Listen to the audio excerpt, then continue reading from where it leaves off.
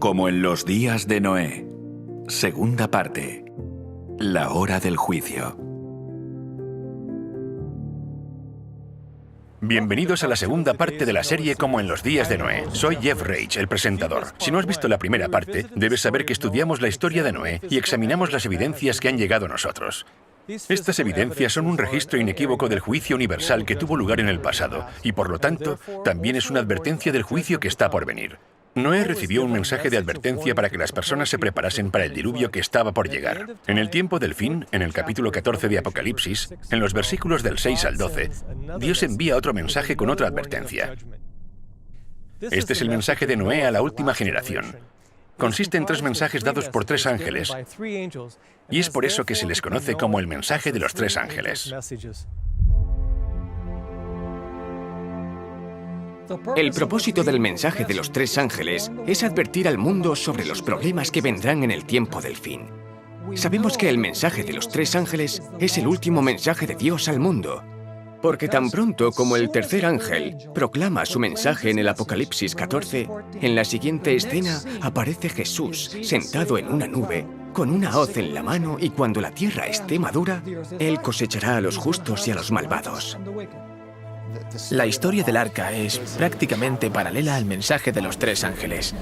Es un mensaje para el tiempo del fin y es un mensaje que prepara al mundo para la venida de Cristo. Ahora, ¿qué va a pasar con las personas que escuchen el mensaje de los 3 ángeles y sin embargo lo rechacen? Bueno, la cuestión es que pasará lo mismo que en los días de Noé. La posibilidad de vivir para siempre dependerá de aceptar en el tiempo del fin el mensaje de estos 3 ángeles. En pocas palabras, quienes rechacen los mensajes se perderán. El mensaje del primer ángel dice: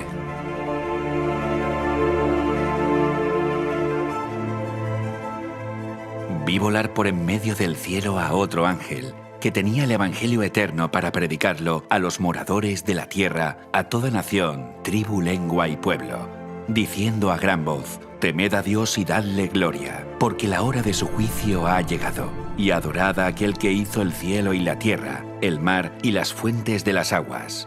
La hora de su juicio ha llegado. Este es el mensaje del ángel. La hora de su juicio ha llegado. Y sabemos que este juicio tiene lugar antes de la segunda venida, porque una vez más, cuando lees el contexto del capítulo 14 de Apocalipsis, la hora de su juicio ha llegado. Está en el versículo 7, y al final de este capítulo se encuentra la cosecha y la venida del Hijo del Hombre. Así que la hora de su juicio es antes de que Jesús regrese. El juicio es lo que determina quiénes estarán listos para cuando Jesús regrese y quiénes no. Jesús se refirió al período de tiempo anterior al diluvio como los días de Noé, porque Noé predicaba un mensaje de advertencia sobre el juicio venidero. Aquellos días fueron un momento de juicio, porque era la última oportunidad para que la gente aceptara o rechazara el mensaje de advertencia antes del juicio al mundo mediante un diluvio. El mensaje de advertencia se da para preparar al mundo para el juicio. Y al final de los tiempos, el primer mensaje de los 3 ángeles proclama que la hora de su juicio ha llegado. Así como el mensaje de Noé fue la última advertencia antes del juicio al mundo mediante un diluvio, al final de los tiempos, el mensaje de los 3 ángeles dará un último mensaje de advertencia antes del juicio al mundo mediante el fuego. De hecho, vayamos en este momento al tiempo del fin. Estoy caminando a lo largo de una larga línea de tiempo que abarca la longitud de todo un campo de fútbol. La Biblia nos da la genealogía detallada desde los descendientes de Noé hasta la época de Cristo. Es por eso que sabemos que la inundación ocurrió hace 4.315 años, alrededor del año 2298 a.C. Noé comenzó a dar su mensaje de advertencia al mundo 120 años antes, alrededor del año 2418 a.C. Esto significa que en nuestra línea del tiempo, el juicio ocupa exactamente 3 metros. Aquí es donde Cristo fue crucificado.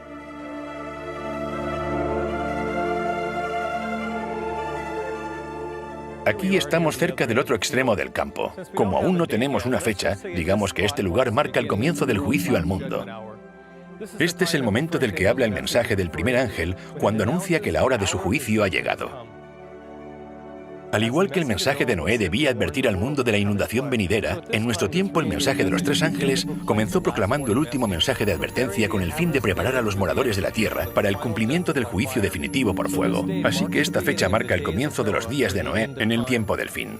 Para entender cuándo serían proclamados estos mensajes, necesitamos estudiar la profecía del Antiguo Testamento. Para ello necesitamos volver al año 1816. En ese año, un hombre llamado Guillermo Miller comenzó a estudiar una profecía en el libro de Daniel y, para su sorpresa, esta revelaba el año exacto del comienzo del juicio al mundo.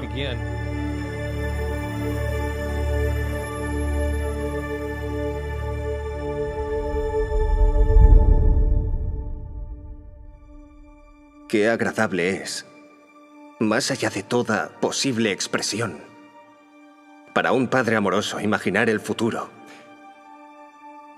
y ver a un hijo o a una hija sentados a la diestra del juez, ser parte de las naciones de los salvos. Guillermo Miller, exbautista y escéptico de la Biblia, fue el primero en entender cuándo empezaría el último mensaje de la hora del juicio. En una ocasión, le pidieron que leyera un sermón a la congregación y las palabras que leyó a la gente conmovieron su propia alma.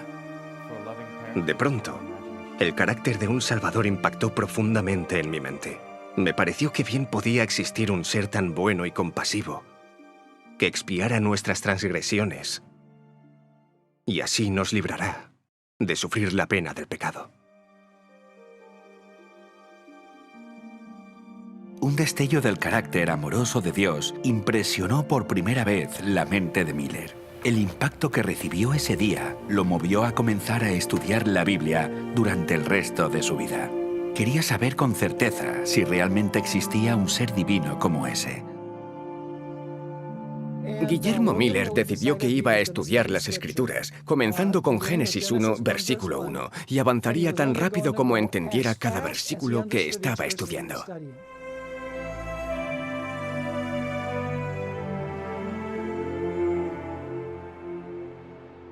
Estudió sistemáticamente la Biblia día y noche con tan solo una concordancia. Quería saber por sí mismo lo que enseña la Biblia sin dejarse influenciar por los demás. Finalmente, encontró una profecía en el libro de Daniel que habla de la purificación del santuario. Un estudio diligente de esta profecía lo llevaría a descubrir el año exacto en el que comenzaría el juicio. Entonces me dediqué a la oración y a la lectura de la palabra.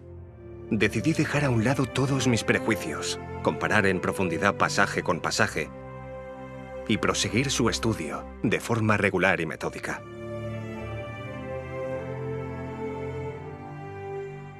Entonces, oí a un santo que hablaba, y otro de los santos preguntó a aquel que hablaba: ¿hasta cuándo durará la visión del continuo sacrificio y la prevaricación asoladora entregando el santuario y el ejército para ser pisoteados? Hasta 2300 tardes y mañanas, luego el santuario será purificado.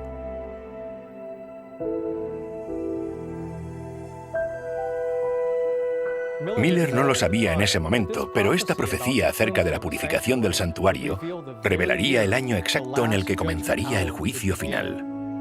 Para entender el evento que tendrá lugar al final de los 2300 días que aparece en Daniel 8:14, necesitamos estudiar el santuario y comprender en qué consiste la purificación del santuario. El santuario era una estructura con forma de tienda que fue dada por Dios a Moisés. Aquí es donde los israelitas debían llevar sus animales como sacrificio para que sus pecados fueran perdonados. La pena de violar los 10 mandamientos es la muerte, pero se proporcionaba el perdón mediante un sustituto. Para ello, el pecador debía colocar su mano sobre la cabeza del animal y confesar sus pecados. A través de esta confesión, los pecados cometidos eran transferidos simbólicamente al animal inocente. El animal moría en lugar del pecador, y la sangre del animal, que representaba sus pecados, era llevada por el sumo sacerdote al santuario y rociada delante del velo. A través de este proceso, los pecados cometidos por el transgresor eran transferidos al santuario, donde se acumulaban a lo largo de todo el año. La idea era que cuando cometías un pecado, lo transferías al santuario y te deshacías de él. Todos estos servicios conducían al día de la expiación. Y el día de la expiación era una ceremonia anual, se hacía al final de año, y era cuando se borraban todos los pecados que habían sido transferidos a través de todas esas ofrendas. Esos pecados eran llevados por el sumo sacerdote fuera del santuario. En otras palabras, en el día de expiación el santuario quedaba limpio de los pecados cometidos por el pueblo de Dios. Se limpiaba toda la sangre que había allí y era la oportunidad para comenzar de nuevo. Porque es día de expiación, para reconciliaros delante de Jehová vuestro Dios. Porque toda persona que no se afligiere en este mismo día será cortada de su pueblo.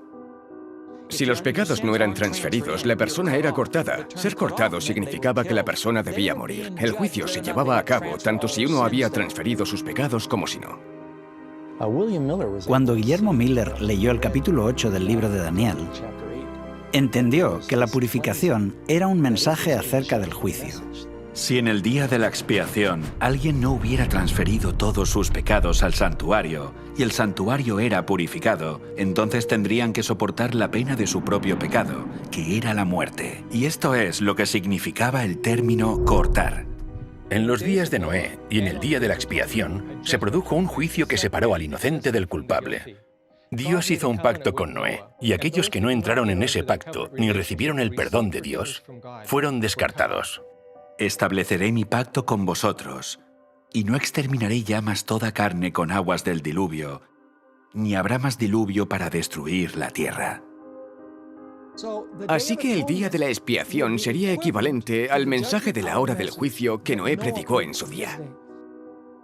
Entendiendo que tanto el día de expiación como la purificación del santuario se refieren al día del juicio, Guillermo Miller estudió las profecías de Daniel que decían que en 2300 días el santuario sería purificado y entendió que señalaba el momento cuando comenzaría el juicio final de la tierra.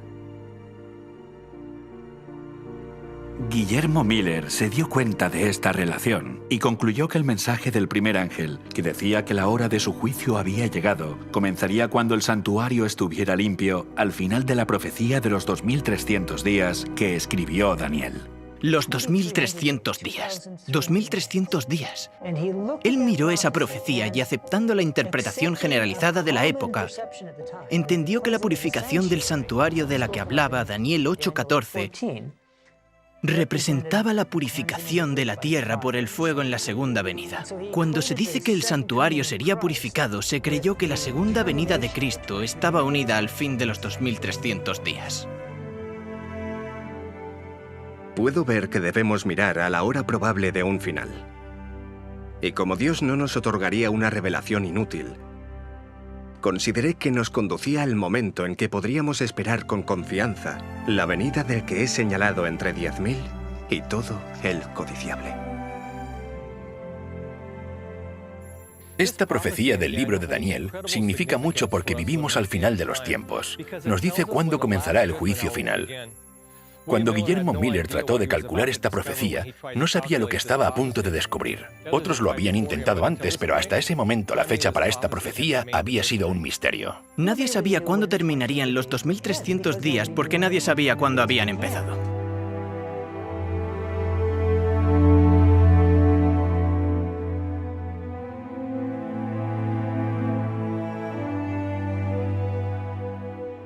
Día por año te lo he dado. Día por año. Siguiendo su regla de hacer que las escrituras se interpreten a sí mismas, Miller vio en Ezequiel 4:6 y en Números 14:34 que en la profecía bíblica cada día representaba en realidad un año literal. En la Biblia es bastante claro que a la hora de interpretar estas profecías se debe aplicar el principio día por año.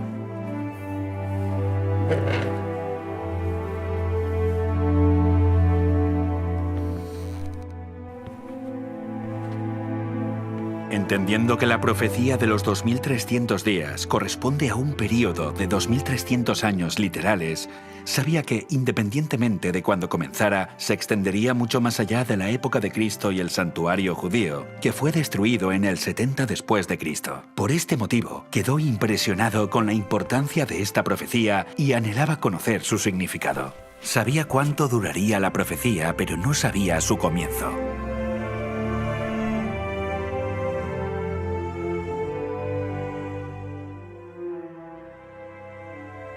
La contribución más significativa que Miller nos dio fue unir los capítulos 8 y 9 del libro de Daniel. La ventaja es que Daniel capítulo 9 nos da el punto de partida. El ángel le dice a Daniel que le va a dar el punto de partida, no solo de la profecía de los 2300 días que encontramos en Daniel 8:14, sino el de una nueva profecía que dice cuándo vendrá el Mesías. Entiende pues la orden y entiende la visión, que desde la salida de la orden para restaurar y edificar a Jerusalén hasta el Mesías príncipe habrá 7 semanas y 62 semanas. Serían 7 semanas más 62 semanas, que dan un total de 69 semanas hasta el Mesías príncipe. En esta profecía se dice cuál es el evento que marca el inicio del tiempo a calcular, desde la orden para restaurar y edificar Jerusalén.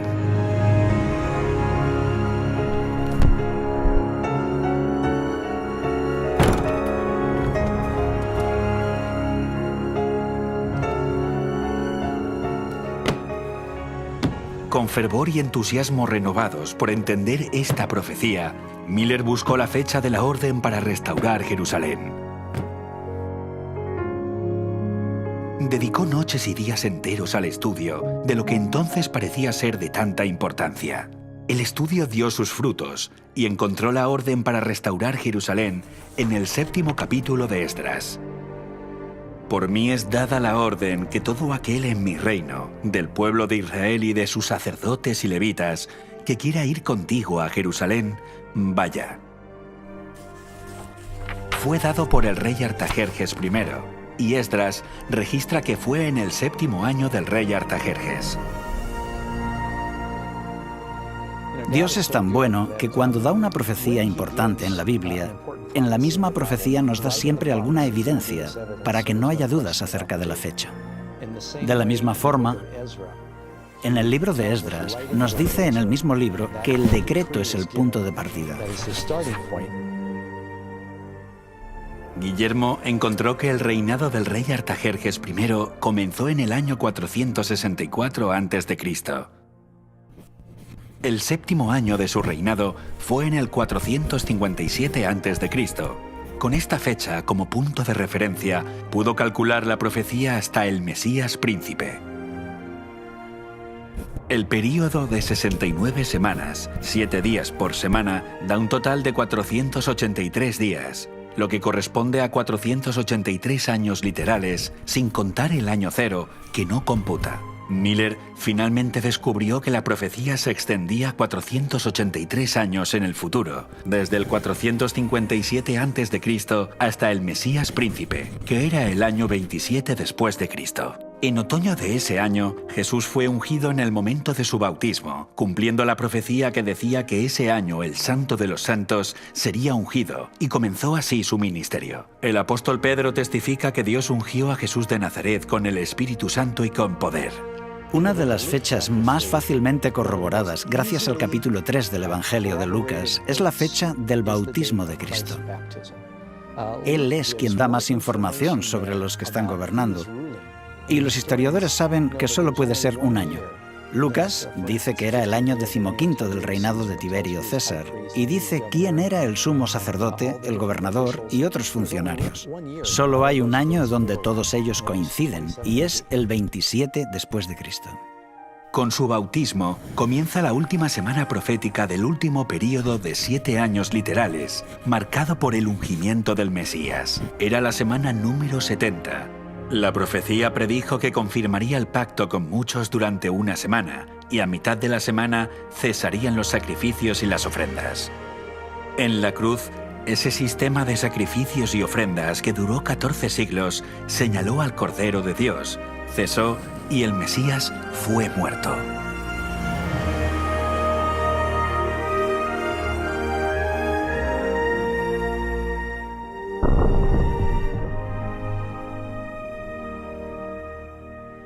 Yo soy judío cristiano, pero mi madre era judía. Sé que hay un par de libros en la Biblia que los judíos ortodoxos prohíben estudiar a sus fieles.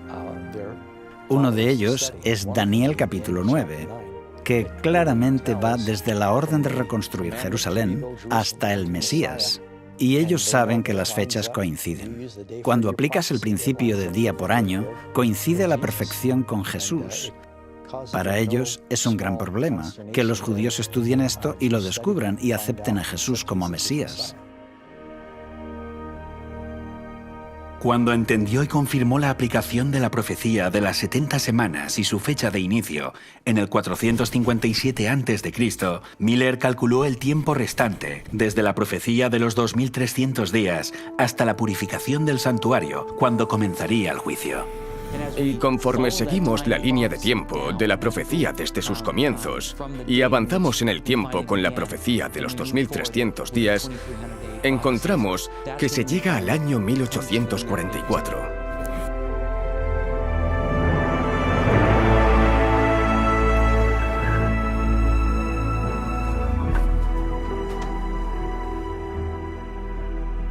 Guillermo encontró que los 2300 días de Daniel 8:14 terminarían en el año 1844, durante su vida.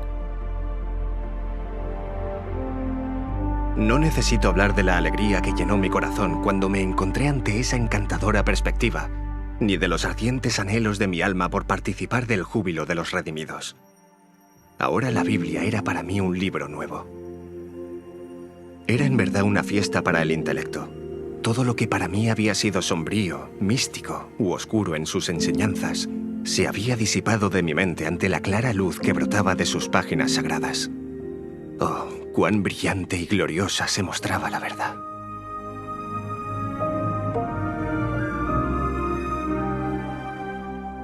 A pesar de sus conclusiones, Miller dudó en presentarlas por temor a equivocarse y confundir a otros. Continuó estudiando durante 5 años más y quedó convencido de la precisión de su posición. Con este pensamiento, su alma se conmovió con solemnidad y entusiasmo, al igual que las decenas de miles de personas que lo escucharían predicar en los años sucesivos y se bautizarían. Conocemos la historia de Guillermo Miller, pero él no fue el único, y América del Norte no fue el único lugar. Hubo otros que llegaron a conclusiones similares. Joseph Wolf, que era un judío convertido al cristianismo, Edward Irving, quien fue un predicador elocuente en Inglaterra en aquella época y que proclamaba la pronta venida de Cristo, usó muchos de estos mismos argumentos. También durante el mismo periodo en Inglaterra estaba Robert Winter. Manuel de Lacunza fue un sacerdote jesuita, pero escribió por entonces un libro acerca de la segunda venida de Cristo, donde decía que sucedería en aquella época utilizando los mismos razonamientos. Johann Bengel, en Alemania, era un pastor luterano. Tuvo ideas similares y predicó este mensaje por toda Alemania. En Nueva Inglaterra había teólogos de todas las denominaciones posibles que estaban trabajando con Miller en la proclamación de este mensaje. Había niños sin educación. No podían leer, no podían escribir. Pero no solo estaban hablando en nombre de Cristo y de la verdad bíblica o la verdad presente, sino que también cantaban himnos que ni siquiera conocían. En Suecia, donde las leyes prohibían la enseñanza de cualquier idea contraria a la Iglesia oficial, Dios habló de forma milagrosa a través de niños pequeños de 5 años. En el verano de 1843, una joven que nunca había aprendido a leer ni a cantar, se levantó para cantar perfectamente un himno luterano. Después, con gran poder proclamó: «La hora de su juicio ha llegado». Así que hubo un despertar, no solo en el este de los Estados Unidos, sino también en muchos otros lugares del mundo, que demostró a Miller que estaba yendo por el buen camino, porque esta profecía se estaba cumpliendo. Se anunciaba que el juicio de Dios había llegado. Las profecías de Daniel encajan perfectamente, comenzando con el decreto Artajerjes en el año 457 a.C. Estas profecías apuntaban al bautismo de Jesús en el 27 después de Cristo y su muerte en la cruz a mitad de la semana 70. Los cálculos encajan a la perfección con la primera venida de Jesús, y por lo tanto le dio una validez indiscutible a la fecha de 1844 como el año en el que comenzaba el juicio. Pero Jesús no regresó en 1844 como se había creído. Entonces, ¿qué salió mal? Los estudiosos de la Biblia analizaron con más detalle y cuidado la profecía, considerando que las cosas no habían salido según lo esperado. Por primera vez vieron con claridad que esta profecía hablaba del santuario.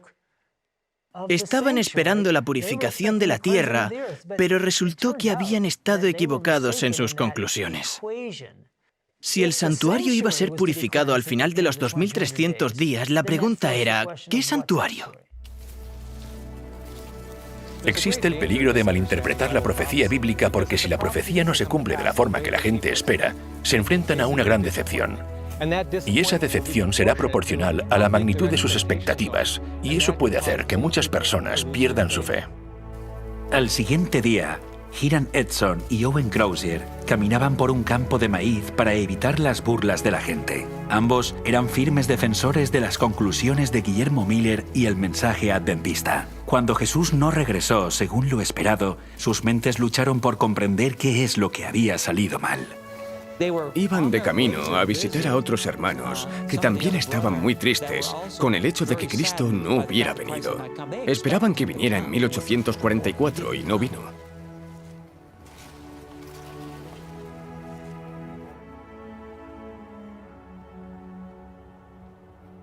Oye, Hiram, ¿vienes? Al día siguiente de que Cristo no viniera, Hiram Edson fue inspirado y llegó a entender la clave que desvelaría el misterio de su decepción y les mostraría una nueva revelación sobre el santuario. Está en Hebreos. ¡Está en Hebreos! ¡Está en Hebreos!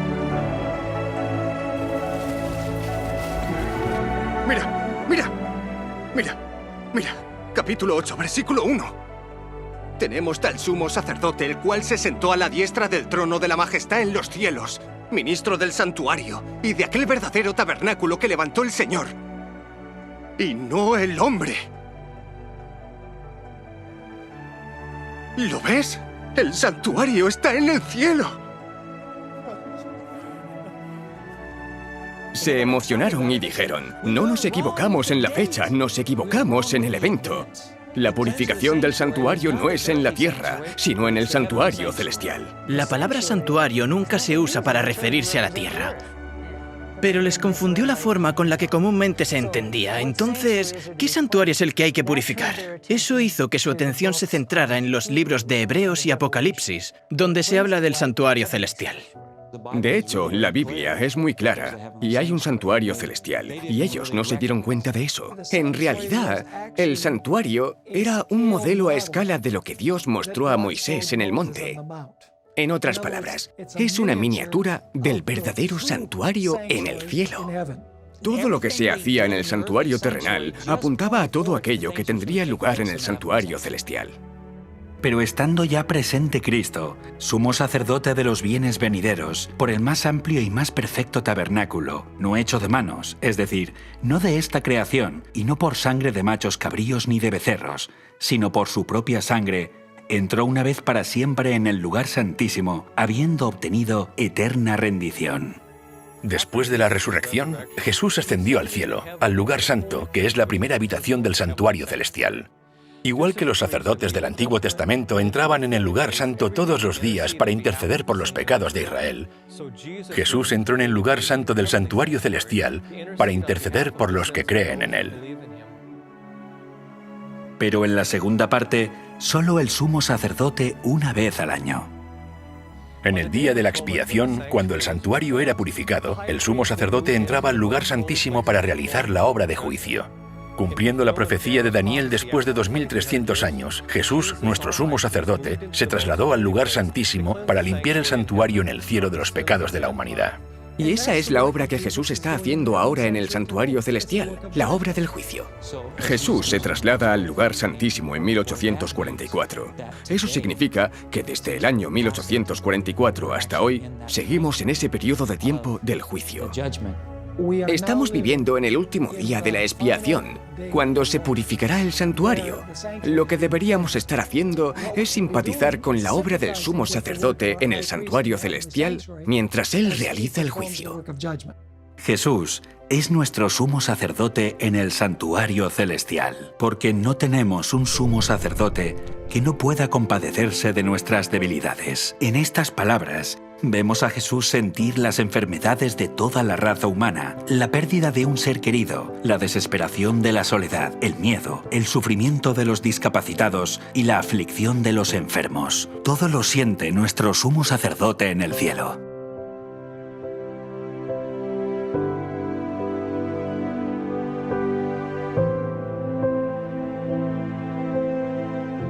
Cristo siente las aflicciones de toda persona que sufre. Cuando la fiebre consume la corriente vital, Él siente la agonía.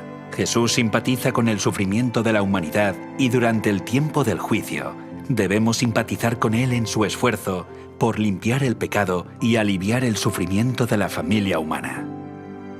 Porque al hacerlo, aliviamos el sufrimiento de Jesús que dijo: «De cierto os digo, que en cuanto lo que hicisteis a uno de estos mis hermanos más pequeños, a mí me lo hicisteis».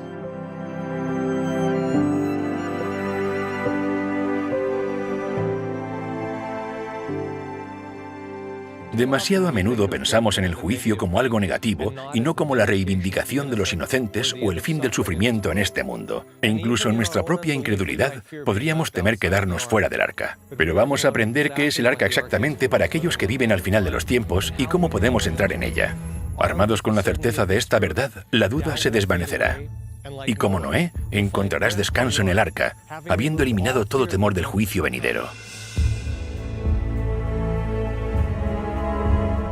Estudiamos en retrospectiva los días de Noé y tratamos de comprender cómo debe haber sido cuando Noé estaba predicando al mundo.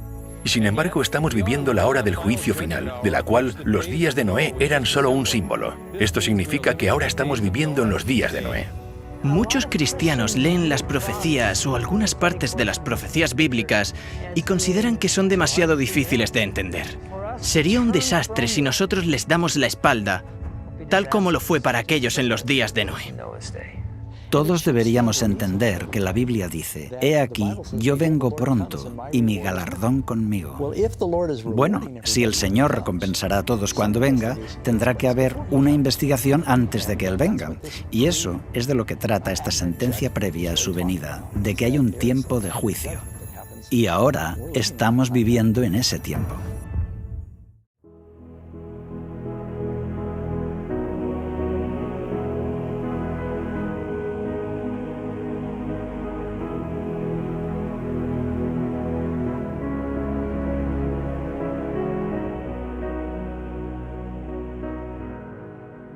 Noé dio un mensaje específico para que la gente se preparara para el diluvio, y el ángel que anuncia que ha llegado la hora de su juicio también tiene un mensaje específico para nuestro tiempo.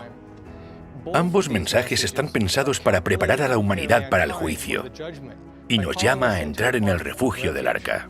Vamos a entender qué es para nosotros hoy este refugio del arca, examinando detalladamente el mensaje de Noé. En el libro de Segunda de Pedro, se nos dice que fue pregonero de justicia. A través de diferentes medios y diferentes métodos, él predicaba la justicia. En el capítulo 1 de Romanos, Pablo dice que en el Evangelio la justicia de Dios se revela. ¿Pero a qué se refiere al decir que la justicia de Dios se revela? En el versículo anterior nos dice qué es el Evangelio de Cristo. La Biblia nos dice que Noé fue un predicador de justicia y que el Evangelio revela la justicia de Dios, lo que significa que Noé estaba predicando con el Evangelio. También significa que al final de los tiempos, cuando el primer ángel proclama el Evangelio eterno, este ángel repite el mensaje que Noé le dio al mundo antes del diluvio. Puesto que ahora estamos viviendo en la hora del juicio, el Evangelio debe ser proclamado nuevamente al mundo para que todos tomen una decisión. Es tiempo de que el juicio comience por la casa de Dios. Y si primero comienza por nosotros, ¿cuál será el fin de aquellos que no obedecen al Evangelio de Dios? Pedro nos dice que el juicio vendrá sobre los creyentes y los no creyentes por igual, y que nuestra aceptación o rechazo del Evangelio determinará nuestro destino cuando el juicio finalmente se ejecute. El apóstol Pablo responde a su propia pregunta acerca de lo que sucederá a quienes rechacen el Evangelio. Cuando se manifieste el Señor Jesús desde el cielo con los ángeles de su poder en llama de fuego para dar retribución a los que no conocieron a Dios ni obedecen al Evangelio de nuestro Señor Jesucristo. En otras palabras, cuando se predica el Evangelio divide a los seres humanos en dos grupos, aquellos que lo aceptan y los que lo rechazan. Así que el mensaje de Noé fue un mensaje de juicio, porque cuando terminó de predicar su mensaje, ¿cuántos grupos había? Cuando terminó de predicar había dos grupos, los que estaban dentro y los que estaban fuera. Cuando se proclame el mensaje del juicio final, el mundo se dividirá en dos grupos. Así que la advertencia se repite otra vez para nosotros a día de hoy. El mensaje del Evangelio en los días de Noé era una llamada a entrar en el arca. Buscando la definición de la palabra arca, encontramos que también significa refugio. Así que el principio que está detrás del Evangelio predicado por Noé era una invitación a entrar en un lugar de refugio. ¿Cuál es el lugar de refugio para el pueblo de Dios hoy? Si buscamos la palabra arca en el diccionario de Oxford, se define como un barco o un santuario. Curiosamente, la palabra santuario también se define como lugar de refugio. Así que arca y santuario tienen el mismo objetivo. Es importante que entendamos esto porque Dios le dio al hombre un santuario para que fuera un lugar de refugio. No endurezcáis pues ahora vuestra cerviz como vuestros padres. Someteos a Jehová y venid a su santuario, el cual Él ha santificado para siempre. Y servid a Jehová como vuestro Dios, y el ardor de su ira se apartará de vosotros. El Evangelio eterno proclamado por el primer ángel es como el Evangelio que predicó Noé. Fue una llamada a entrar en el lugar de refugio. Cada componente del santuario nos enseña algo sobre el Evangelio eterno. Y estudiando esta antigua estructura, descubriremos cómo proporcionará un lugar de refugio en el día del juicio y cómo, al igual que el mensaje dado por Noé, el santuario nos señala el arca para el pueblo de Dios durante el tiempo del fin. Y el mensaje tiene el Evangelio eterno. Me gusta porque algunas personas piensan que el Evangelio no existió hasta Jesús. Pero en realidad, el Evangelio comenzó en el jardín del Edén, con la caída. El Evangelio siempre ha sido sobre la fe en el sacrificio del Cordero. Y todo el mensaje del Evangelio eterno y el juicio final y la elección final está relacionado con el mensaje del santuario. En el Antiguo Testamento, el Cordero era sacrificado a la entrada del santuario. Este sacrificio apuntaba al sacrificio que Jesús haría en la cruz. Y es por eso que Jesús es llamado el Cordero de Dios. Por lo tanto, el Evangelio no fue proclamado por primera vez por Jesús cuando vino a la tierra. Fue revelado siglos antes a través del servicio del santuario y sus símbolos.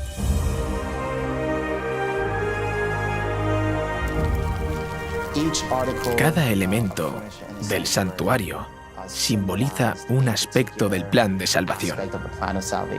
Hay muchas verdades bíblicas reflejadas en estos símbolos tridimensionales. En realidad, todo el santuario es una alegoría del plan de la salvación. Es difícil comprender todo lo que significa el Evangelio sin entender su fundamento. Tenía el propósito de enseñar a Israel y enseñarnos también a nosotros, cuando estudiamos cómo Jesús salva paso a paso a los seres humanos de la maldición del pecado.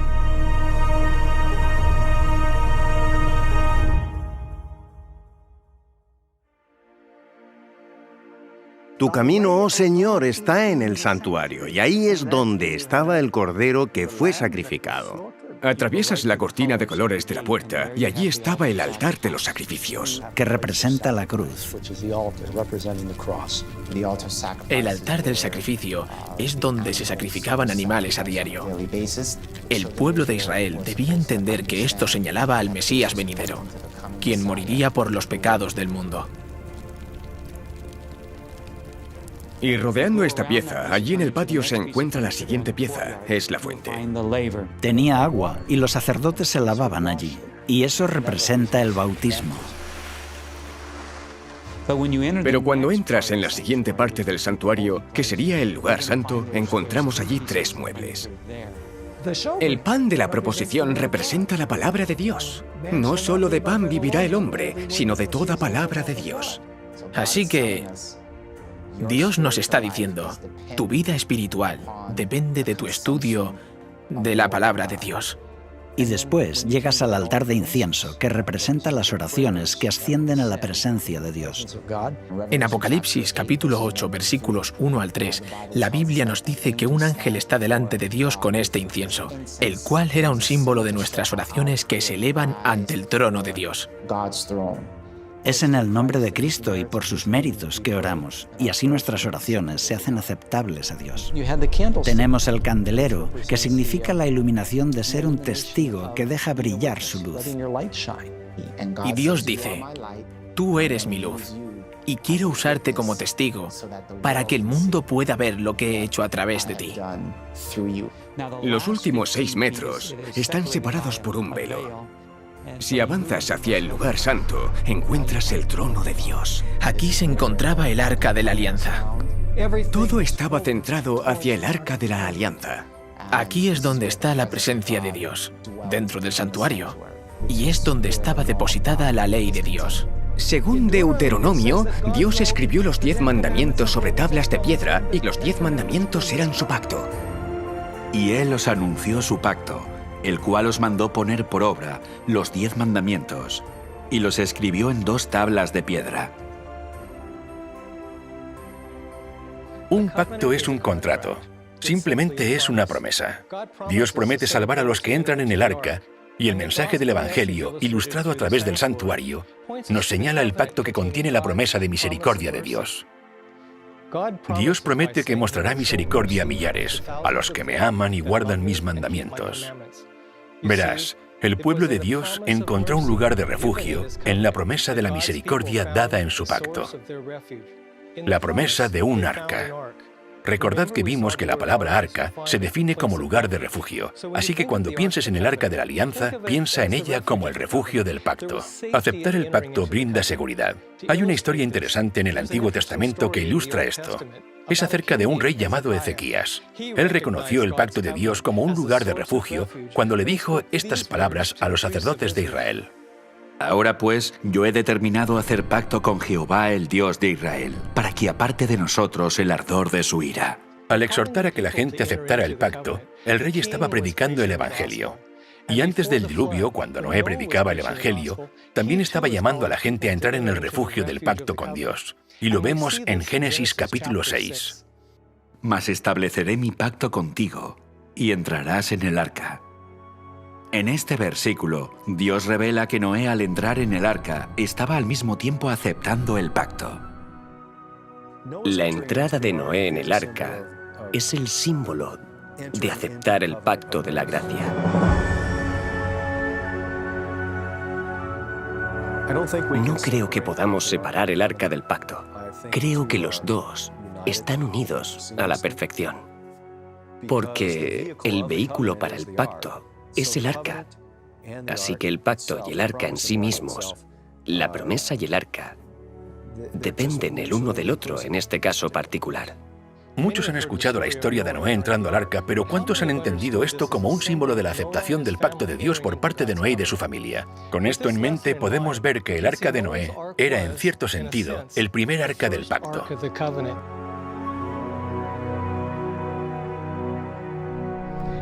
Por lo tanto, cuando vemos el mensaje del primer ángel del final de los tiempos proclamando el Evangelio eterno a los que moran en la tierra, podemos ver que es el mismo mensaje del que Noé se había hecho eco, que nos llama a entrar al arca o al refugio del pacto antes de la ejecución de la sentencia definitiva.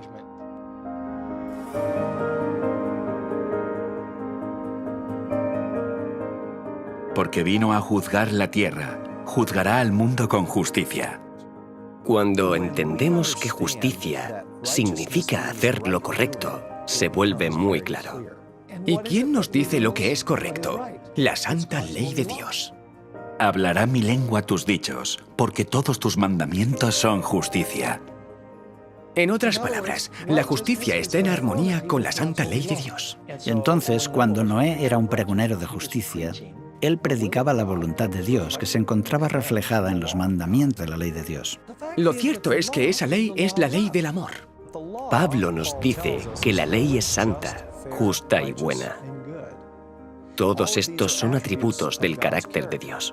La Biblia nos dice que Dios es bueno, y la Biblia nos dice que su ley es buena. Dios es justo, su ley es justa. Dios es santo, su ley es santa. Dios es eterno, su ley es eterna. Casi todas las características que puedes encontrar acerca de Dios y de su carácter son las mismas características de su ley. Y amar a los demás es la forma de cumplir la ley. Podríamos resumirlo como generosidad versus egoísmo, o amor versus egocentrismo, o algo por el estilo. Quedó demostrado que el argumento de Lucifer era el amor a sí mismo. Se trataba solo acerca de mí, yo y yo. La Biblia registra que los pensamientos del corazón eran de continuo solamente el mal. Predominaba el principio del interés propio y la autodefensa. Y así es como la gente vive hoy. Y es el primero en entrar. Dios mío, Dios mío. ¿Quién puede conseguir más? ¿Quién puede hacer más? ¿Quién puede tener más? Sea lo que sea, todo se trata de mí. De mí. ¿Qué gano yo con esto? Eso es lo que le importa a la gente. El cristianismo, por otra parte, el cristianismo verdadero, trata de ver cómo puedo servir y ser una bendición para otros. Sobrellevad los unos las cargas de los otros, y cumplid así la ley de Cristo. Así que cuando rechazamos la ley de Dios, estamos viviendo vidas perversas, egoístas. No importa lo que digamos, el egoísmo es pecado. El pecado es quebrantar la ley y siempre conduce a la muerte.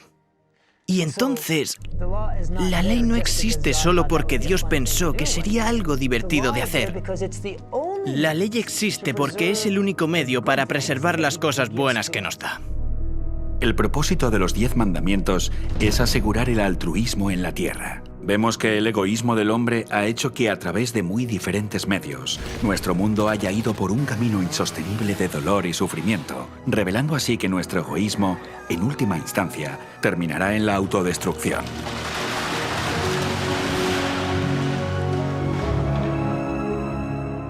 En un universo sin pecado, tiene que haber justicia y armonía. Y cuando llegas a comprender esto, eres capaz de enamorarte de ese mundo. Porque imagina cómo sería un planeta donde las personas se cuiden unas a otras más de lo que se cuidan a sí mismas. El egoísmo, que es la base de toda miseria humana, sería algo del pasado. La obediencia a la ley de Dios estaba pensada para protegernos de todo esto. Al contemplar la perfección del altruismo de los 10 mandamientos, vemos nuestra verdadera condición. Y si entendemos el pecado, entenderemos nuestra necesidad de la misericordia de Dios. Y este es el propósito del mensaje del Evangelio: señalarnos que la ley de Dios no está para castigarnos, sino mostrarnos nuestra necesidad de entrar en el refugio de su misericordia. Dios eligió a Noé porque entendía que el ser humano dependía de Dios y la necesidad de incorporar la justicia de Dios en la vida humana. Por eso difundió el mensaje y advirtió a la humanidad que debía tomar una decisión.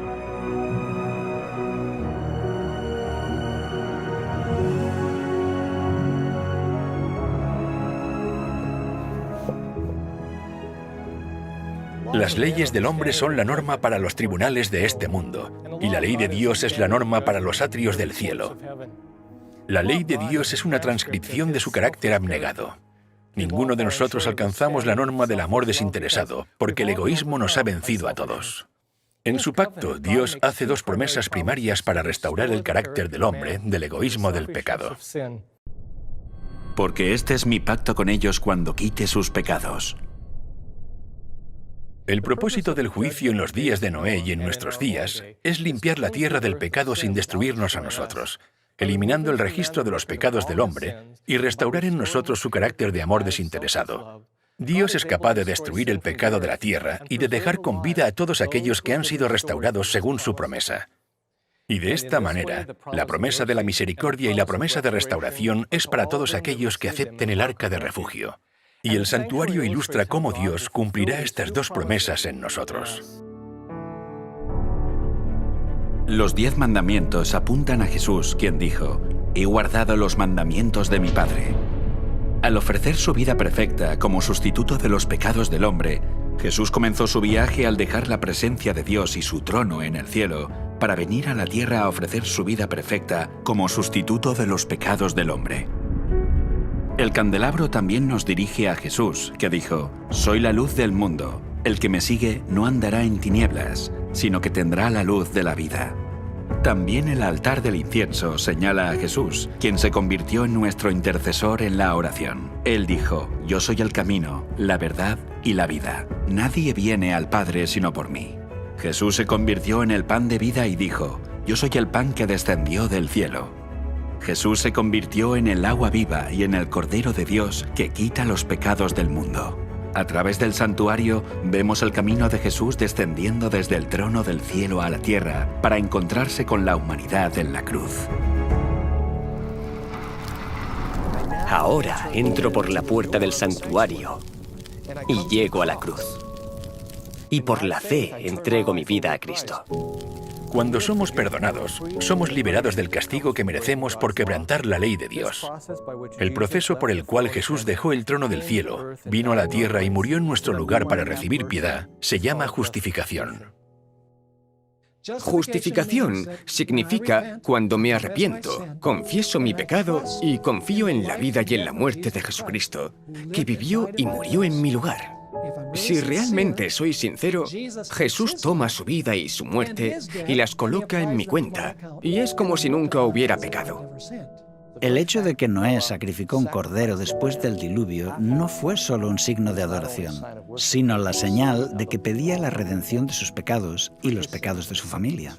Y eso es algo que todos podemos hacer. Todo creyente puede recurrir continuamente al cordero para obtener perdón. Este pacto es la promesa por parte de Dios de mostrar misericordia al hombre, y por esta misericordia el hombre es justificado y tratado por Dios como si nunca hubiera pecado. Me gusta decirlo así para no olvidar que Dios me mira como si nunca hubiera pecado. Sin embargo, ese es solo el comienzo de la vida cristiana. No se detiene aquí. Mucha gente quiere detenerse en la cruz, pero tenemos que seguir adentrándonos en el santuario. Después de que el cristiano acepte a Jesús, recibe el bautismo, representado por la fuente. Este es un compromiso público que reconoce la muerte de la vieja naturaleza egoísta y es un compromiso con una nueva vida purificada en Cristo. El pan en el santuario representa el estudio de la Biblia, la palabra de Dios. Jesús dijo que no solo de pan vivirá el hombre, sino de toda palabra que sale de la boca de Dios. Al igual que dependemos del alimento para poder vivir, dependemos también de su palabra para la vida espiritual del alma. A través de Jesús, el cristiano es capaz de tener comunión directa con el Padre en oración. Al igual que el incienso del altar asciende delante del lugar santísimo, también nuestras oraciones se elevan hasta el cielo delante de Dios. El candelero representa la llamada del cristiano a predicar y compartir el Evangelio con el mundo, como Jesús ordenó cuando dijo: «Así alumbre vuestra luz delante de los hombres, para que vean vuestras buenas obras y glorifiquen a vuestro Padre que está en los cielos».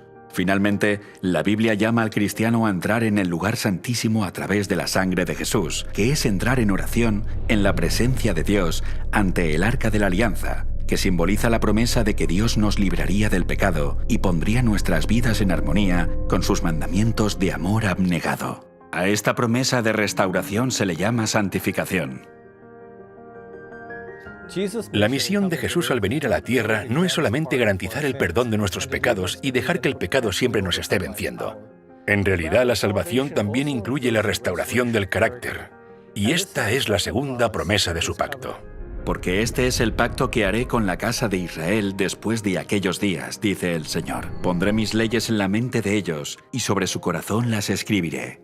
Cristo renueva la mente y el corazón, y renueva en nosotros el deseo de hacer lo correcto. Pero no podemos hacer esto con nuestras propias fuerzas. Cuando el pecador se encuentra con el Cordero de Dios ante el altar del sacrificio, el esfuerzo humano se ve unido al poder divino. Jesús nos da el deseo, Jesús nos da el poder, y con nuestra cooperación voluntaria, comienza el trabajo de restaurar nuestro carácter.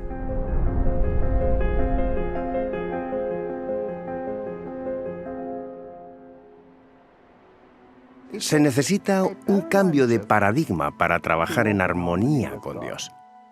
Y no hay una varita mágica. Es un proceso. Se llama santificación.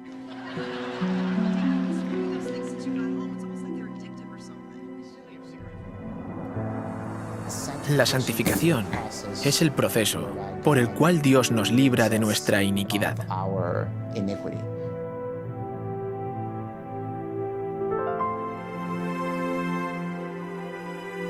O nos da la victoria, o no. Y si Él tiene el poder, no hay nada que le impida darnos la victoria. Aquí en el santuario vemos representada la obra del Evangelio a través de la venida de Cristo desde el trono de los cielos a la cruz, para ofrecer al hombre misericordia y el perdón de sus pecados. Y al unir su poder divino con el hombre caído, vemos la restauración del carácter del hombre en el camino de la cruz al refugio del pacto. Estas son las dos promesas que muestran cómo Dios cumple su pacto para salvar al hombre del pecado. En lugar de estar escritos simplemente en tablas de piedra, Dios toma los 10 mandamientos y los escribe sobre las tablas del corazón para que nos recreemos en hacer la voluntad de Dios. Cuando Noé predicó la justicia, estaba predicando que la gente debía aceptar al Señor y que sus vidas debían cambiar. Sus vidas deben ser justas, porque no es solo cambia tu forma de pensar y sigue comportándote como hasta ahora. Cuando la Biblia dice que Noé era un predicador de justicia, era porque llamaba a que la vida de las personas fueran justas. Y este es un ejemplo de lo que Dios quiere de su pueblo en el tiempo del fin. Ahora estamos al final, viviendo la hora del juicio final, más de 4.300 años después. El mensaje del primer ángel, al igual que el mensaje de Noé, está proclamando el Evangelio eterno, llamando a todos los que escuchen que entren en el refugio del pacto. Mediante este pacto recibimos la promesa de misericordia por medio de Jesucristo y la promesa de la santificación a través de su poder, lo que significa que Dios nos concederá la capacidad para que nuestras vidas estén en armonía con sus mandamientos. En los días de Noé no bastaba con proclamar las promesas para que la gente se salvara. Para recibir las promesas, las personas necesitaban responder a la llamada del Evangelio entrando en el arca. Pero ¿cómo entramos en el arca del pacto de Dios al final de los tiempos? El camino hacia el pacto se revela en las 3 órdenes dadas en la última parte del mensaje del primer ángel. Temed a Dios y dadle gloria, porque la hora de su juicio ha llegado, y adorad a aquel que hizo el cielo y la tierra, el mar y las fuentes de las aguas. El primer mensaje de los mensajes de los 3 ángeles es temer a Dios. No es el temor de tener miedo, sino un temor reverente. En el Antiguo Testamento está frecuentemente vinculado a respetar los mandamientos de Dios. El fin de todo el discurso oído es este: teme a Dios y guarda sus mandamientos, porque esto es el todo del hombre. En esta declaración, Salomón habla de temer a Dios o reverenciar a Dios respetando sus mandamientos. Además, explica por qué esto es importante y dice que Dios traerá toda obra a juicio. De la misma forma, la razón por la que el primer ángel ordena temer a Dios y por lo tanto restaurar sus mandamientos es porque la hora de su juicio ha llegado. Así que dice, temed a Dios y dadle gloria. ¿Cómo glorificar a Dios? Dios dice, mas alábese en esto el que se hubiere de alabar, en entenderme y conocerme. La Biblia dice que así es como sabemos que amamos a Dios, cuando lo amamos y guardamos sus mandamientos porque no son una carga difícil. De hecho, en Primera de Juan afirma que el que dice, yo le conozco y no guarda sus mandamientos, el tal es mentiroso y la verdad no está en él. Así que cuando la ley está en el corazón, nos deleitamos haciendo su voluntad y la gente ve la diferencia en nuestras vidas. La meta de la gloria de Dios es reflejar su carácter y demostrar los mismos atributos que Él tiene. Así que subir al arca en los últimos días, subir al arca en el tiempo del fin, requiere combinar los principios de la ley de Dios, que son el amor a Dios y el amor al prójimo. La forma de glorificar a Dios es manifestando su carácter. No se trata de justificarnos mediante las obras, solo debemos aplicar el principio del amor. El amor de Dios debe manifestarse a través de nosotros, y eso solo puede suceder si nos despojamos de todo egoísmo. Y en lugar de estar motivados por el egoísmo y el amor a uno mismo, cuando nos enamoramos del Señor y estamos motivados por el amor a Él, por el amor a Dios, no podremos sino obedecer su ley. Debemos ponerlo por encima de nuestros propios intereses. Ese es el carácter de Dios. Así es como Dios es. Y en sus mandamientos, Él no nos está pidiendo que hagamos cualquier cosa que Él mismo no haría. Nos está pidiendo que vivamos de la misma manera que Él. Nos está pidiendo que imitemos sus atributos, sus características. Cuando nuestras vidas comienzan a ser abnegadas como la de Jesús, se hace evidente que hemos aceptado su pacto, porque revela que Jesús está trabajando en nosotros para cumplir su promesa de restaurar nuestro carácter. Entonces, Dios es glorificado porque se demuestra que es capaz de cumplir su promesa de restaurarnos. Que Noé y su familia entraran en el arca era una prueba de su fe en las promesas de Dios. De la misma forma, si aceptamos el pacto, demostraremos nuestra fe en sus promesas. Así que si queremos entrar en el arca hoy, necesitamos saber qué es lo que debemos hacer para demostrar nuestra fe en las promesas de su pacto eterno. La respuesta está en la última orden del mensaje del primer ángel. Este mensaje contiene la última llamada al mundo a adorar al Creador, y la forma en que adoramos a Dios es también una demostración de nuestra fe en las promesas de su pacto. Y adorad al que hizo los cielos y la tierra, y el mar y las fuentes de las aguas. El mensaje del primer ángel, en un sentido muy específico, llama a la gente a adorar al Creador. La historia del diluvio está intrínsecamente vinculada con la historia de la creación. Las evidencias del diluvio son inherentemente relacionadas a la historia de la creación. Y a medida que nos familiarizamos con el diluvio y reconocemos las evidencias que nos ha dejado, vemos el claro testimonio de aquel que hizo los cielos y la tierra, de aquel que ha comenzado el juicio y aquel a quien se nos insta a adorar. Si renunciamos a la idea de una inundación y una creación literal, perdemos toda la base de nuestra fe.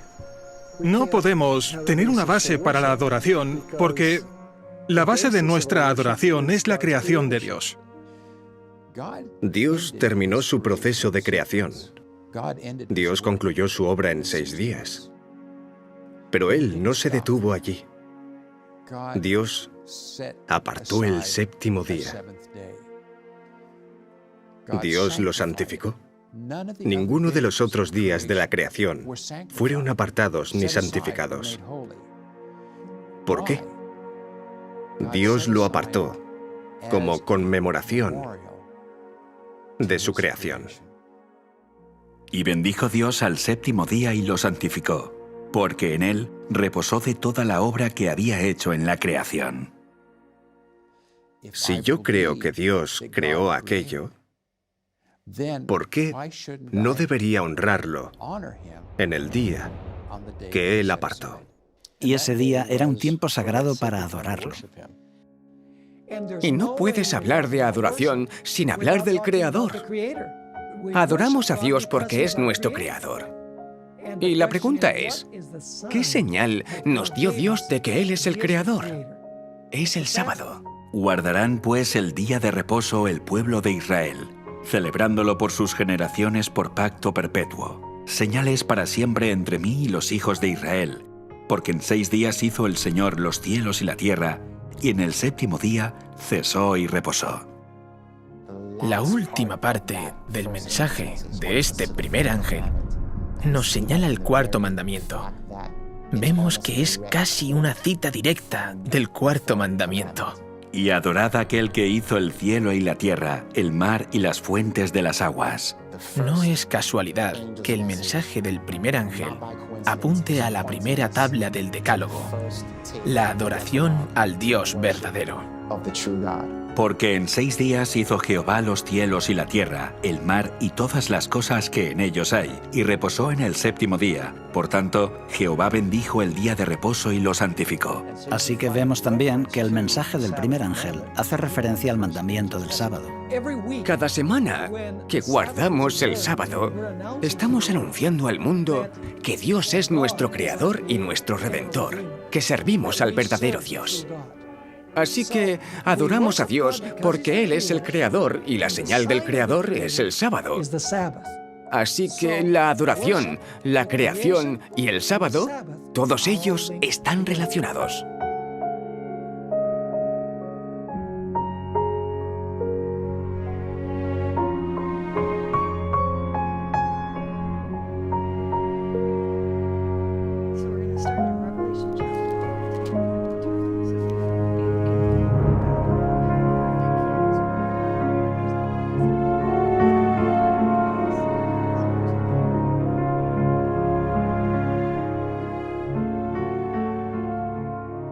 Si Dios es el creador, entonces Dios tiene derecho a esperar nuestra adoración. Él tiene el derecho de decirnos lo que está bien y lo que está mal, y la gente no quiere que Dios le diga que sus pecados son inapropiados o incorrectos, o que serán juzgados. Así que hay un continuo esfuerzo por parte del diablo y del mundo para eliminar a Dios del mapa. Me parece fascinante que todas estas cuestiones convergen precisamente en el punto donde termina la profecía de los 2300 días. Y esa fecha es el año 1844. ¿Qué tiene de significativo el año 1844? Estaban sucediendo una serie de cosas muy importantes en el mundo. Están chocando dos cosmovisiones diferentes al mismo tiempo. Mientras Dios da un mensaje para que su pueblo regrese a Él, el gran adversario hace todo lo posible para alejarlos.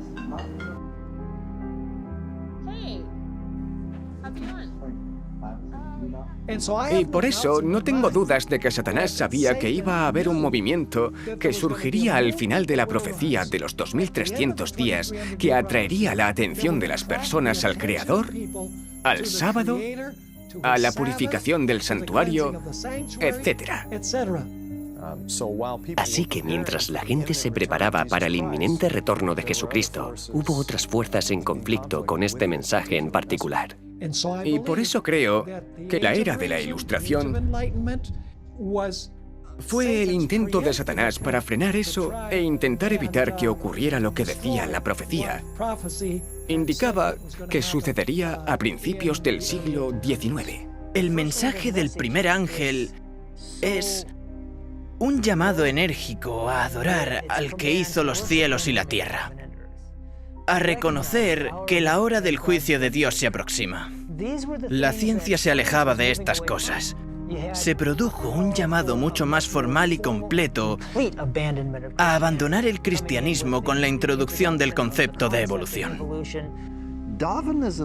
El darwinismo se desarrolla en 1844 porque es cuando Darwin escribe su primer libro, El origen de las especies, y lo envía a diferentes colegas para debatir sobre él. No querían abordar ni aceptar el tema de la creación.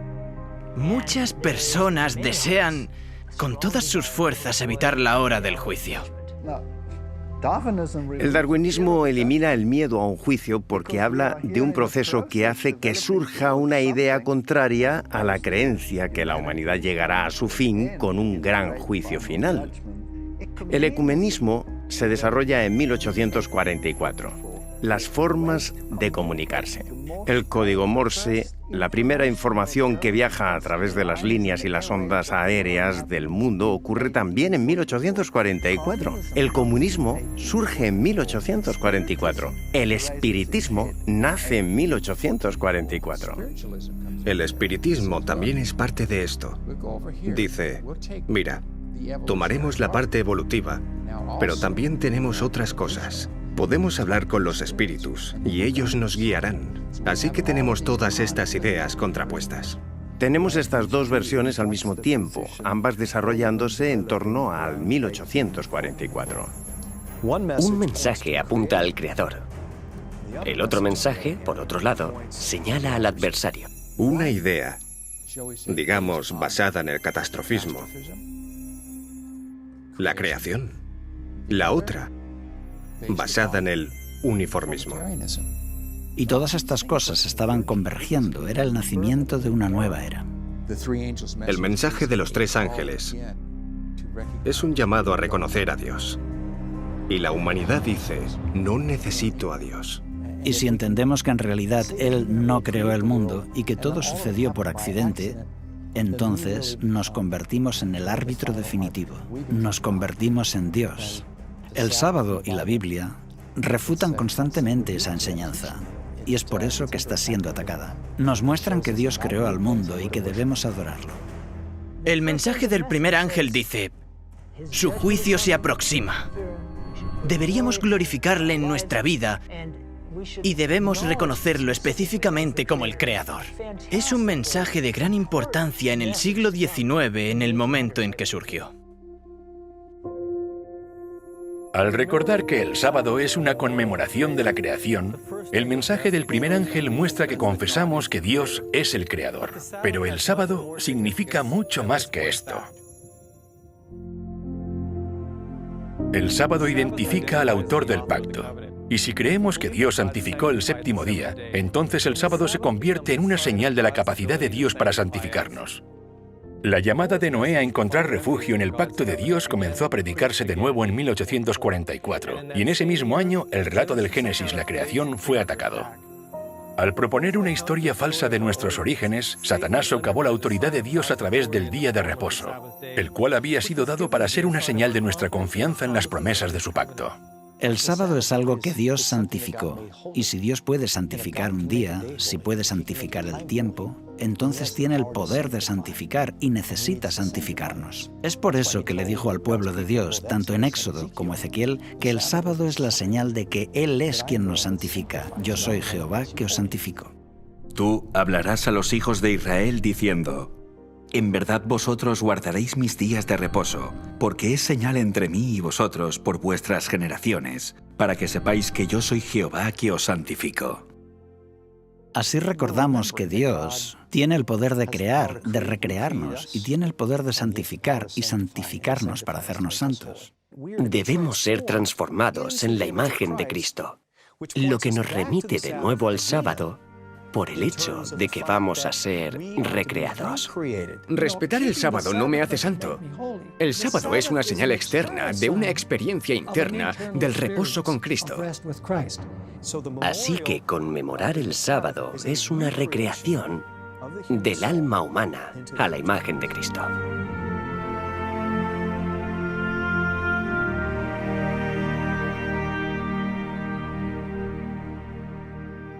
Vemos el verdadero significado del sábado en la misma razón que Dios dio para su contemplación. Él dijo que nos dio el sábado para que sepáis que yo soy Jehová que os santifico.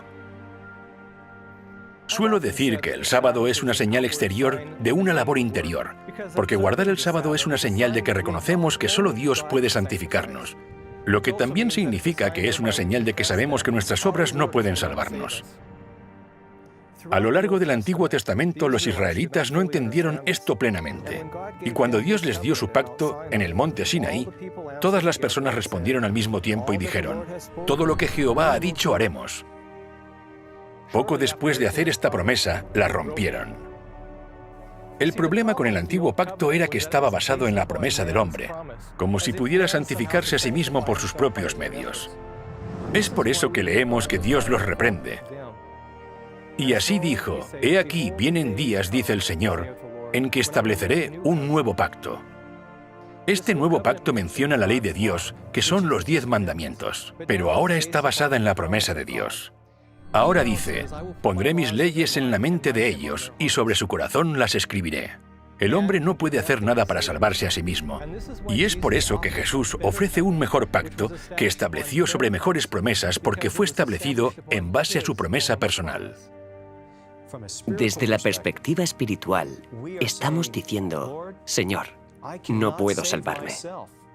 Conmemorando el día sábado, aquí en este planeta, semana a semana, demostramos que confiamos en Dios, en que Él hará todo lo que ha prometido.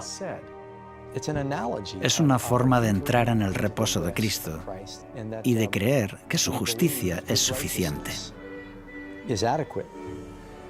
El sábado es una señal entre el pueblo de Dios y el mismo Dios. Aquellos que conmemoran el sábado, los que cesan de sus labores, en otras palabras, aquellos que dejan de intentar salvarse por sí mismos y miran el pacto de gracia. Este es el sentido del sábado.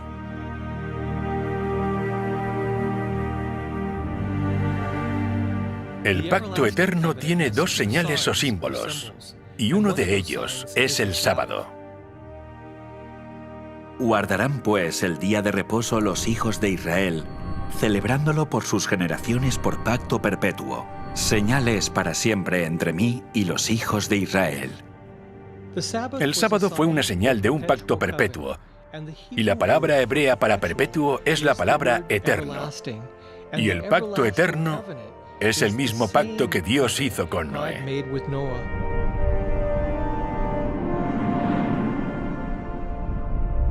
Estará el arco en las nubes, y lo veré, y me acordaré del pacto perpetuo entre Dios y todo ser viviente con toda carne que hay sobre la tierra.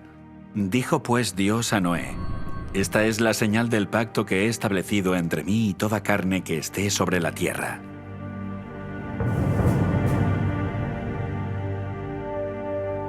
Estas 2 señales del pacto eterno, el sábado y el arco iris, cada uno representa las 2 promesas que Dios hace al hombre en este pacto. Se nos dio el arco iris como una señal del pacto eterno, y más específicamente, representaba la promesa de misericordia del pacto eterno. Esto se aclara más adelante en el libro de Isaías, donde Dios dice, «Cuando juré que nunca más las aguas de Noé pasarían sobre la tierra, así he jurado que no me enojaré contra ti, ni te reñiré». Y la promesa dada a Noé concluye diciendo, «No se apartará de ti mi misericordia, ni el pacto de mi paz se quebrantará, dijo Jehová, el que tiene misericordia de ti». En el arco iris de la promesa podemos contemplar el emblema de la misericordia y el perdón que Dios nos ha prometido mediante el pacto eterno. El arco iris representa la promesa de misericordia de Dios y el sábado es una señal de la santificación prometida por Dios. Vemos que Dios hizo que el sábado fuera una señal de nuestra santificación en Ezequiel, capítulo 20. Y les di también mis sábados, para que fuesen por señal entre mí y ellos, para que supiesen que yo soy Jehová que los santifico. Vemos que Noé recibió tanto la promesa de misericordia como la de la santificación. Esperando con fe a la promesa de la misericordia que llegaría a través del Mesías, Noé halló gracia ante los ojos de Jehová. En el siguiente versículo leemos que Noé era varón justo, era perfecto en sus generaciones. Con Dios caminó Noé. Conforme Noé caminaba con Dios, se parecía más a Dios y fue santificado según la promesa del pacto eterno. Os haga aptos en toda obra buena, para que hagáis su voluntad. Fue perdonado y santificado. La vida de Noé fue santificada y devuelta a la obediencia a Dios, lo cual se aclara al final del capítulo donde leemos, así lo hizo Noé conforme a todo lo que Dios le mandó. Y como resultado de esto, en el siguiente versículo leemos, dijo luego Jehová a Noé, entra tú y toda tu casa en el arca, porque a ti he visto justo delante de mí en esta generación. Tanto la promesa de misericordia como la de santificación son una garantía para nosotros, al igual que para Noé a través de la sangre de Jesús. El medio por el cual Dios cumplió esta promesa fue nuestro Señor Jesús, el gran pastor de las ovejas por la sangre del pacto eterno.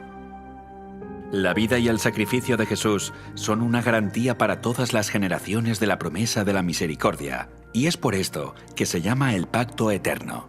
Así que, la próxima vez que veas un arco iris, recuerda que es la señal que Dios le dio a Noé como señal de su misericordia. También es un signo de su promesa de mostrarte misericordia, y esta promesa fue pagada en su totalidad por la sangre de Jesús.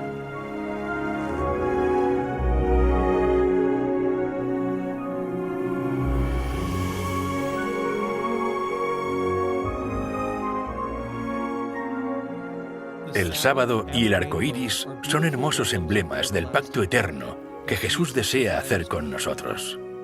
El arco iris es un signo de misericordia que recibimos a través de la muerte de Jesús, y el sábado es una señal de santificación o de restauración del pecado que Cristo está obrando en nosotros. Ambas son promesas de lo que Dios dijo que haría.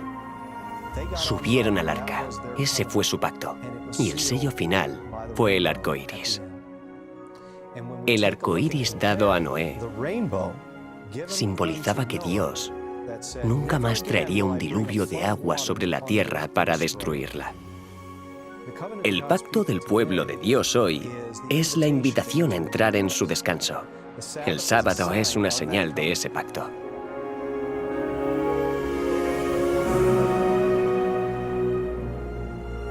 Desde el principio hasta el tiempo del fin, el pacto eterno ha sido el medio por el cual Dios salva al hombre.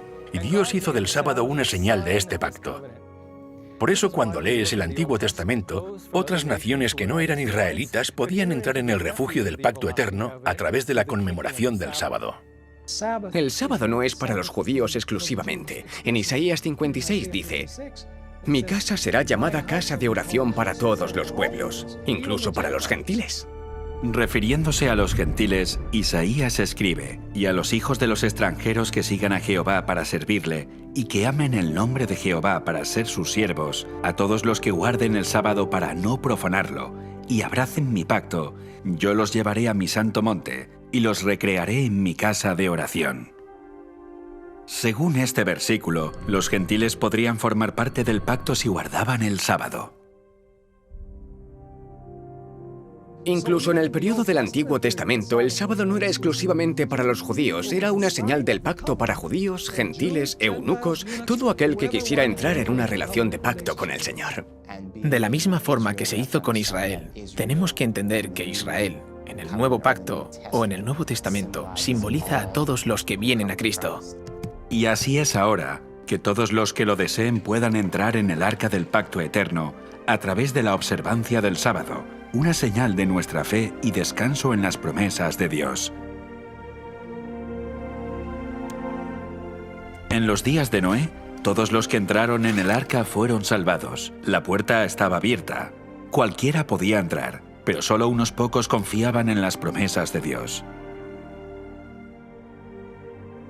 Noé entró en el arca y encontró descanso en las promesas del pacto eterno. Y esta es una lección para nosotros hoy en día, ya que nos encontramos en el umbral de la eternidad, preparándonos para el juicio final de la tierra.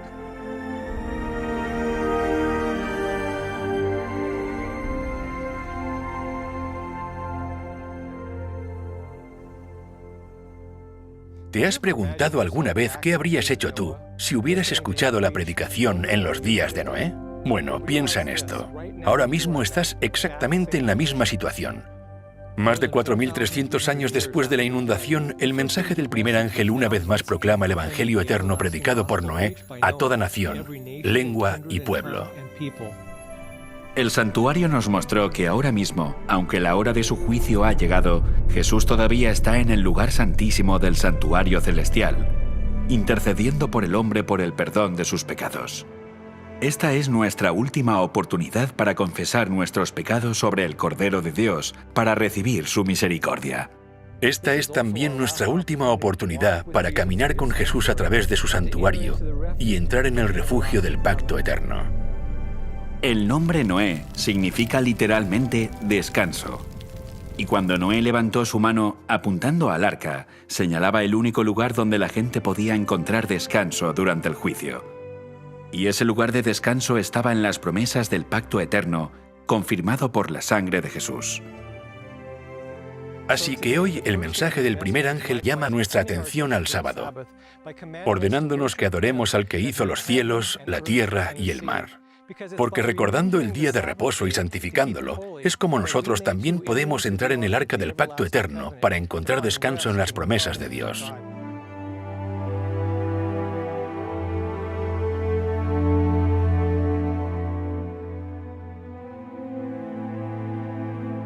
Porque en cierto lugar dijo así del séptimo día, y reposó Dios de todas sus obras en el séptimo día. Y otra vez aquí, no entrarán en mi reposo. Aquellos que lo abrazan y lo aceptan están realmente entrando en un pacto eterno. Y eso es lo que representa cada sábado que guardamos.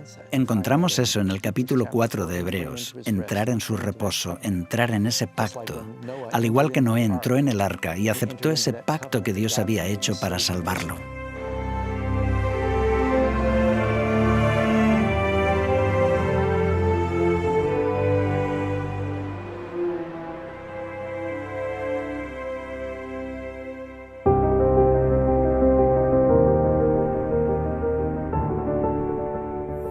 Mientras Noé estaba invitando a la gente a entrar en el refugio del arca y recibir así el pacto eterno de Dios, había muchas excusas para pensar que no necesitaban hacerlo. Estoy seguro que algunos dijeron que Dios no iba a juzgar a la gente. Dios es un Dios de amor, Él no destruirá el mundo. O cosas como, todas las cosas siguen igual que al principio, así que no hay razón para creer que Dios destruirá el mundo con un diluvio. Cualquiera que sea la razón que le impidió a la gente entrar en el arca, puede repetirse hoy. Muchas ideas diferentes evitarán que la gran mayoría de la gente entren en el arca del pacto eterno. Sin embargo, muchas personas todavía están buscando a Dios con todos sus corazones, pero para estas personas, Satanás ha preparado otro engaño, un pacto falso. En la Biblia, Dios nos advierte que el mundo entero abrazará este pacto falso. E incluso ahora, los verdaderos creyentes del gran cuerpo de Cristo han depositado su fe en esas promesas vacías. Para aquellos que realmente desean saber la verdad, Dios no permitirá que Satanás los engañe acerca de este asunto. Así que en su amor, Jesús envía a otro ángel con otro mensaje, esta vez dirigido a su pueblo. Y este es el mensaje del segundo ángel. Mensaje de advertencia.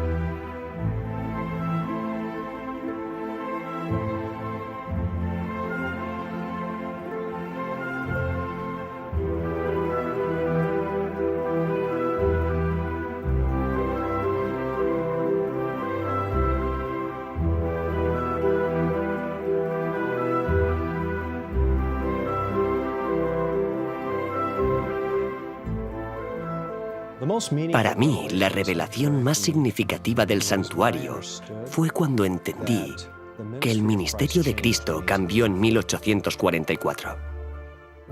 Cuando entendí esta verdad, que la idea del juicio hablaba de un Dios que quiso salvarme, que quiso prepararme para la traslación, me quedé perplejo, como nunca lo había hecho antes. Dios me está advirtiendo, mostrándome qué es lo que significa tener un carácter idóneo. Y lo podré hacer si me uno a Él. Si tengo la fe de Jesús y respeto los mandamientos con su ayuda y no por mis propios medios, aquel que mora dentro de mí es lo que hace que sea posible. Como dijo Juan el Bautista, es necesario que Él crezca para que yo mengüe. Si quiero lograrlo, no debe quedar ningún resquicio de ego. Muchos enseñan erróneamente que estamos mejorando porque caminamos con Cristo, porque recibimos más gracia, así que nos hacemos más justos. Eso es un pensamiento incorrecto, eso es evolucionismo. Más bien estamos perdiendo más y más de nosotros mismos a medida que permitimos que Cristo entre. Él debe aumentar, yo debo disminuir. Cuando vi esto, en el mensaje del lugar santísimo, pude tener un aprecio más profundo por el Dios al que servimos y que nunca antes había tenido.